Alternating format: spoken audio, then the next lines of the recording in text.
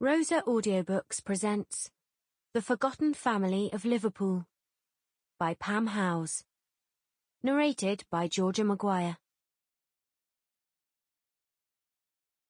Chapter 1. Kirkby, Liverpool, June 1952.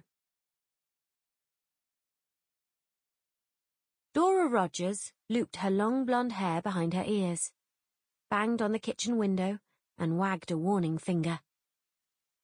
Her daughters were squabbling over the doll's pram again, with 5-year-old Carol hanging onto the handle for dear life, while 2-year-old Jackie screamed at the top of her voice. She turned back to the washing. It was over a year since her husband Joe's departure from the marital home, following a breakdown in their relationship, which had seen dressmaker Dora sink to the depths of despair. She had since found within herself a grim determination to prove that she didn't need him and could care for their daughters on her own.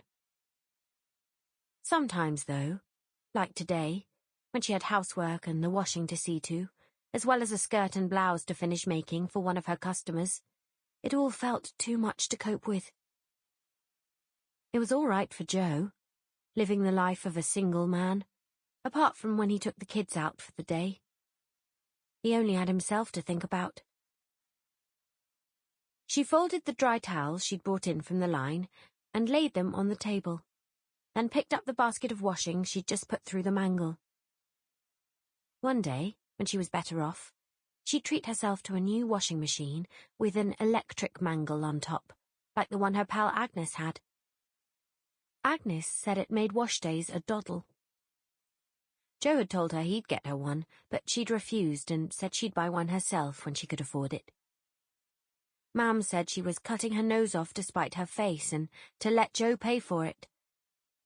But Dora was stubborn, and she was already living in the house Joe had got through his job at the Royal Ordnance Factory. She didn't want to take anything else from him. She went out into the garden and dropped the basket onto the small lawn. Jackie hurled herself at her legs, crying. Carol, looking smug, was pushing the doll's pram up the path towards the shed. "Carol, share! Let Jackie have a turn, there's a good girl," Dora said, giving her youngest a comforting hug. But Carol chose to ignore her. Dora put Jackie down and went to stand in front of Carol, who scowled and rammed the pram hard into her legs, laddering a stocking. "Ouch!" Dora cried, jumping backwards. "Right." Sample complete. Ready to continue?